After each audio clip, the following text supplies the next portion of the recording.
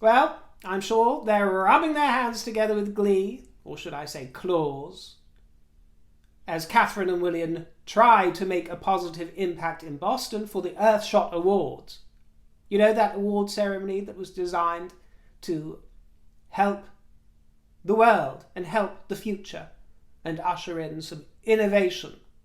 Well, the shine was taken off some of that debut by Sissy and brother-in-law. I'm sure many of you would have predicted to the day the date of this Netflix announcement. A global event, they say. Netflix have announced a 6-part series at home with the Harkles. Sorry, what's it called? Harry and Meghan. How inspired. And as we all knew, it's going to be about their pain, their story, their love story. Meghan told the Cut magazine it wasn't the story we wanted to tell, but we're trusting the director.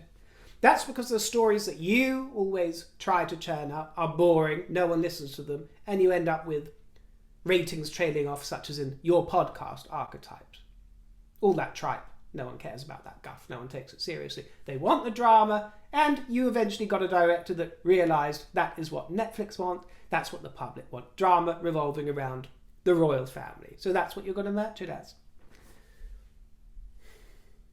That's what you're going to merch it as. It beggars belief, the cruelty. The cruelty of Harry. You know, forget about Meghan. Harry,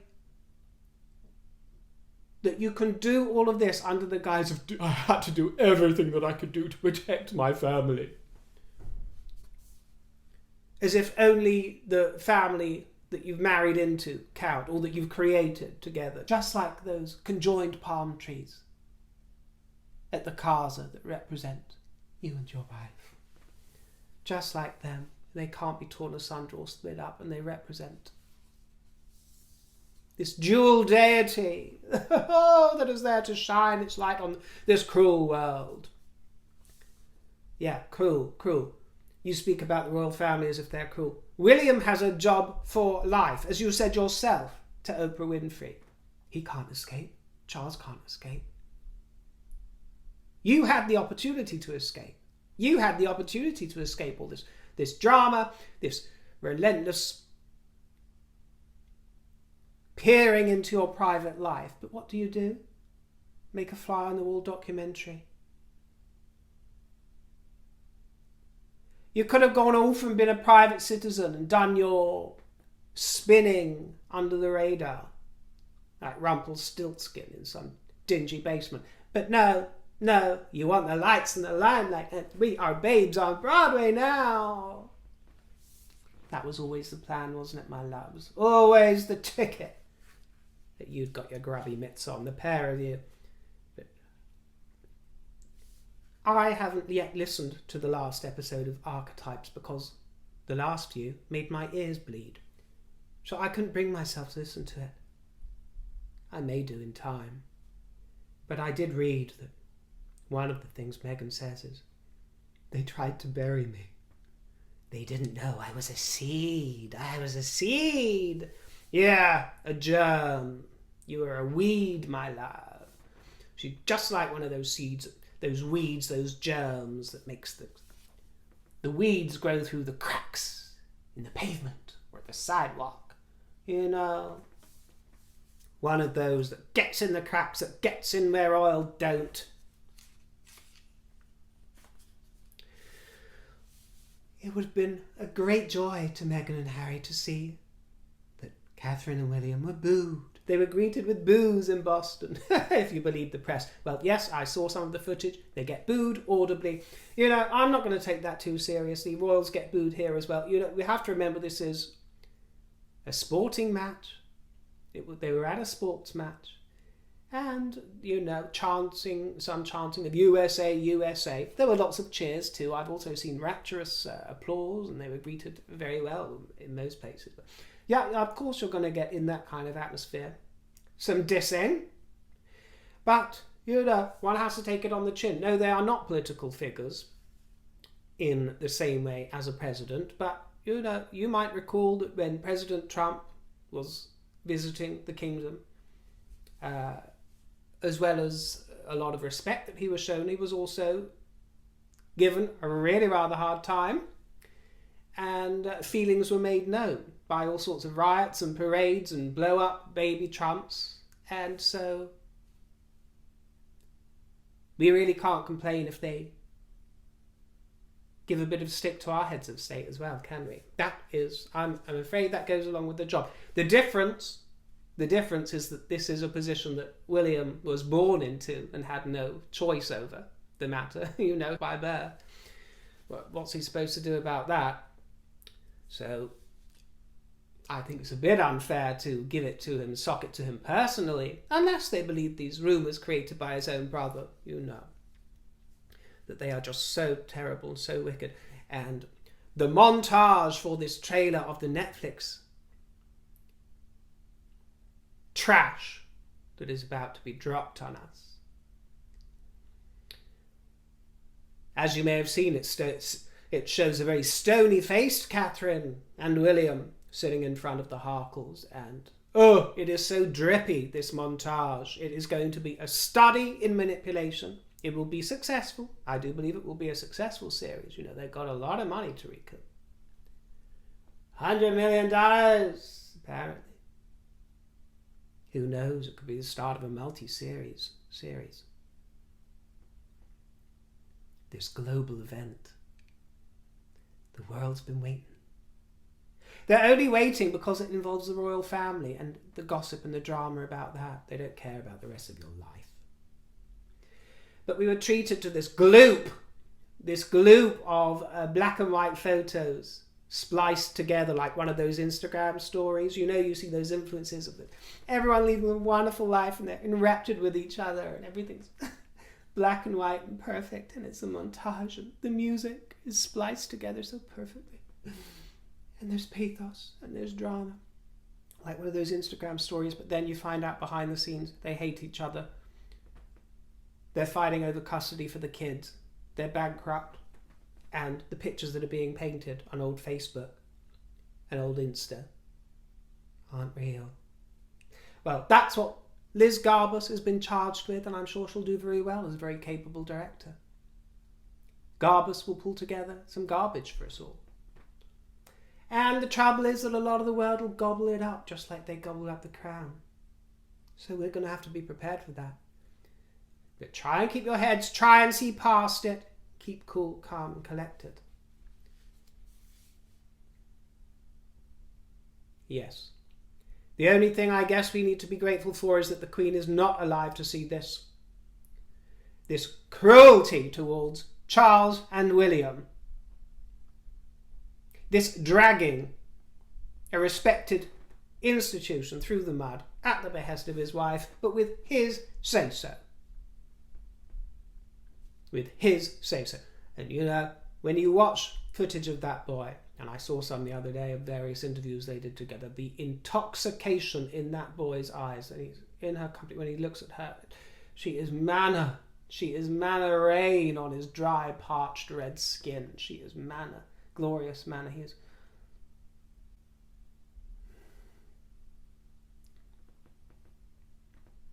He's coming.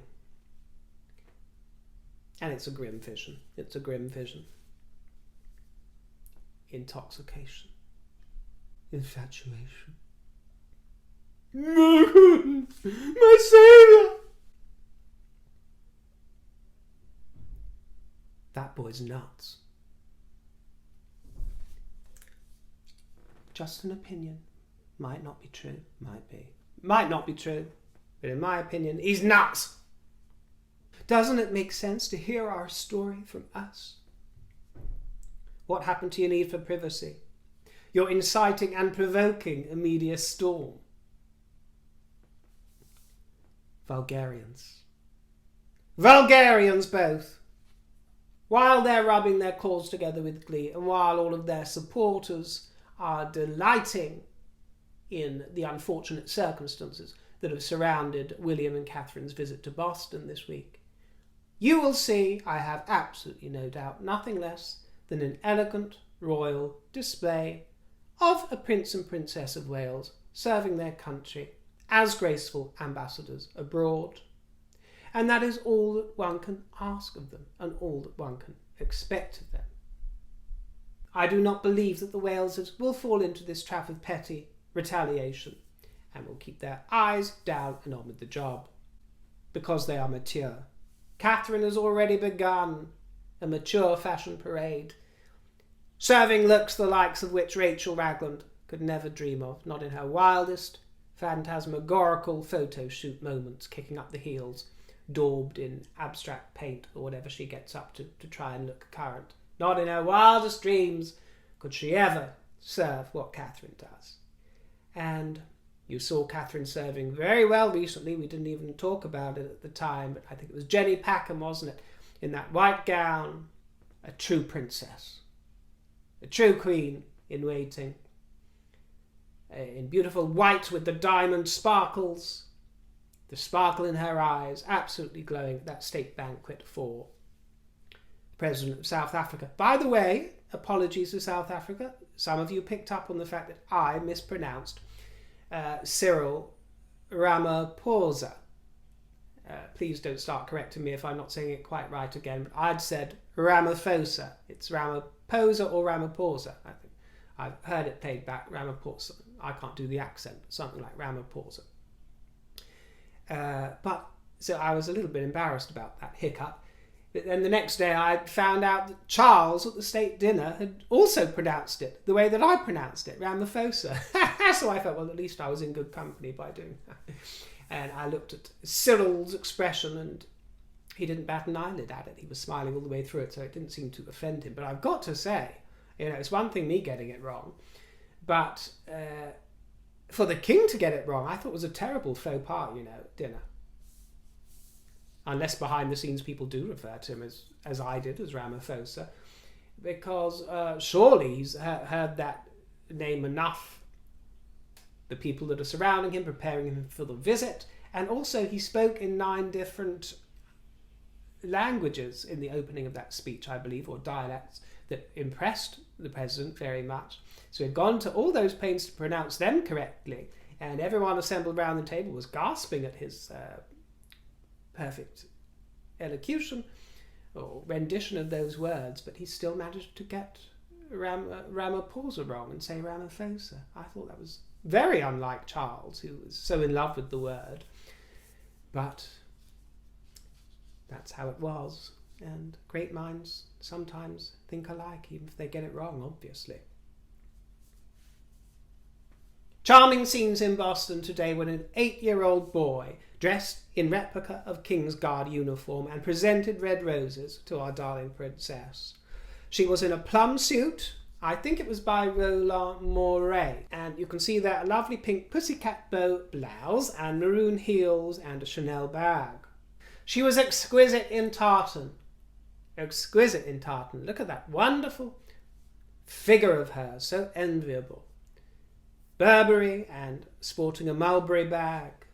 Now, of course, we discussed the scandal of Lady Susan Hussey yesterday. I shared my dismay, my disappointment, and I want to thank you so very much for all your comments, and I'm talking about thousands of comments. You can go and look for yourself. And as I've said before, I glory in, I come to loathe the word diversity because it's so impressed upon everybody. You just think, ugh, keep me away from it. But, so how can I say it? The fruit bowl of technicolor glories among my viewers, who the casual stranger chancing upon this channel might just think, oh, it's all going to be the same kind down there. No. I would wager that over half of my viewers, if not more, if not way more, are mixed race, mixed blended families, black as night, white as snow, red, yellow, green, all the glories of the fruit basket. Cherokee, many Indian viewers. Asia, I don't want to go on or I'll end up leaving somewhere else, but you wouldn't believe the amount of people. Now, naturally, because I defended Hussey, naturally, my viewers are going to chime with me, and most of you did agree with me, but I get that it's just a sample from my audience. But those of you who disagreed with me, and some disagreed very vehemently, the ones that I saw did it with such respect for my point of view. And that is exactly how it should be out there, you know.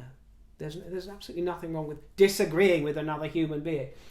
It doesn't mean that you have to just do what the vulgarians do, take to Twitter and try and cancel them for having a different point of view, you know. It's called civility. It's called a bit of sophistication, which is something that used to be had in spades throughout the kingdom and beyond, and which is being lost. It's being lost forever. It truly is. And I've taken a lot of your points on board. I still cannot bring myself to agree with people that say that what she did, what Lady Susan is reported to have said, is anything less than slightly clumsy. So far, nobody has been able to convince me that it was not hugely taken out of proportion. I mean, you know, this is someone who is being sunsetted from royal life in the most polite way. You know, at 83 years old, this isn't somebody who's working alongside William and Catherine on their teams. You know, this is somebody who, sadly, after 62 years of service, you may not have realised this, but as Camilla announced her 6 Queen companions this week, on the very day or day before Susan resigned, that was also the time when she had been appointed her new role after being a lady-in-waiting, a lady of the bedchamber for the Queen.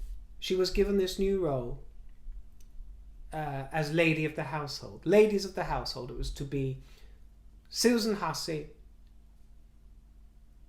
Mary Morrison and Annabel Whitehead. Now it's just Mary and Annabel. Although some of you may not realise that Susan Hussey's daughter was one of the companions announced for Camilla. So still very much within the family there. And as a lady of the household, in the winter of life, she would have been there as a nice decoration for the palace, as she was at this reception, which unfortunately didn't go down too well. But, you know, as a decoration, in the nicest possible way, as a host, as someone to meet and greet, somebody with a invaluable knowledge of palace life for the last 7 decades and beyond, whatever it was, hosting formal occasions, helping the king. That's what it would have been, that kind of role. Very nice. Very nice. And it does, you know, but lots of people are taking a different view.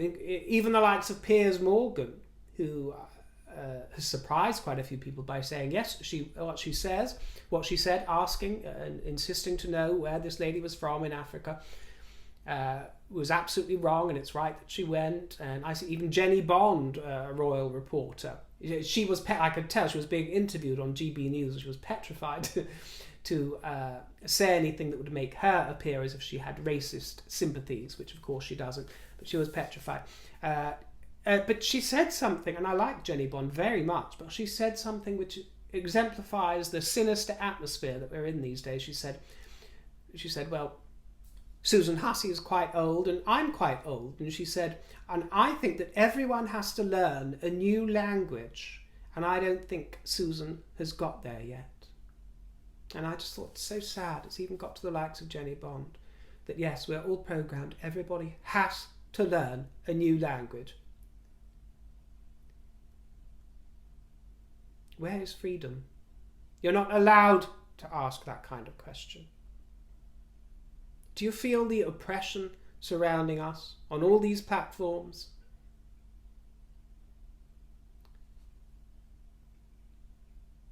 A firmer hand coercing and coaxing people. They must learn a new language, even if they're 83 years old. You should put your ideals or your ways aside and get with the programme, because, you know, Lady Susan Hussey, you should be on TikTok. You should be learning this. You know, you're only 83. You're not 96 like the Queen. You should be up to date on what is acceptable now and today. It doesn't matter what's been acceptable for most of your life to inquire where somebody's from. You know, you don't understand. This is an attack on them, and you don't touch their hair to look at their lapel, because it's violence. It counts as violence. And I'm sure you know as well as me, and I have not had the inclination to do all the research and look into it, But you know as well as me that this lady that complained seems, from what I hear, see and read, to have a history of cynicism towards the royal family and sympathies with the Meghan situation that were always very vocal and very there. And many have said that she was simply looking for trouble. Now, I'm not going to say that because I haven't looked into it enough. And there are plenty of people out there who are defending her and saying that she's absolutely right, including some people that I would usually admire. So I take all of this on board, but I personally cannot bring myself to see that it was anything other than a stuff and nonsense, and much of a muchness. And I don't really care if she was offended, because I get offended about things that people say with regards to me all the time, and I just suck it up, and most people do, and tough titty. It's also worth me mentioning, by the way, because you'll see him around a lot, that Camilla has appointed an equerry of her own, you know. Charlie Boy, the king, has Johnny Thompson, and Camilla has Ollie Plunkett of the Rifles, Major Ollie Plunkett, and he'll be looking after her diary and accompanying her to official events, so you'll be seeing lots of him.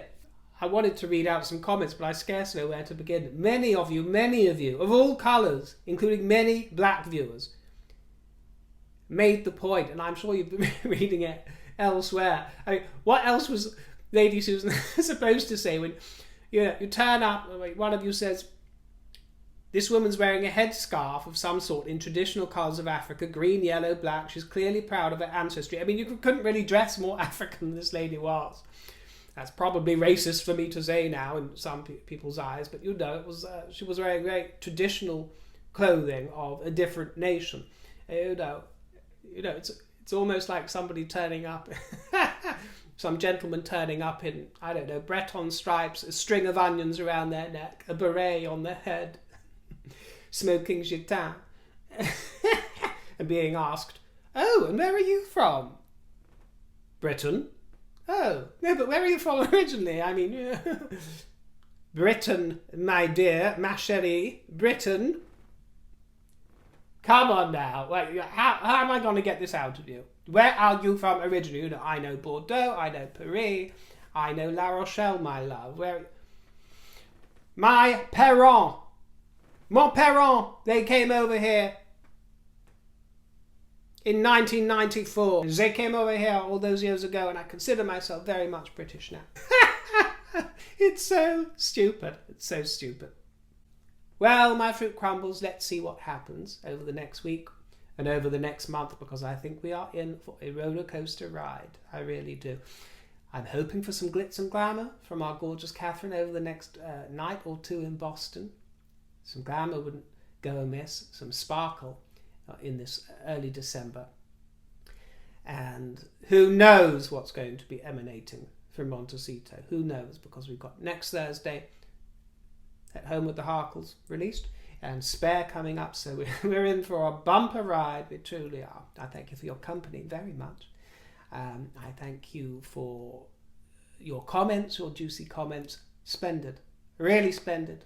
And my tip jar, for those of you that ask, is under the video in the description box, and I thank you very much. So hold on to your hats, hold on to your seats for this roller coaster ride, and scream if you want to go faster. Toodle pip.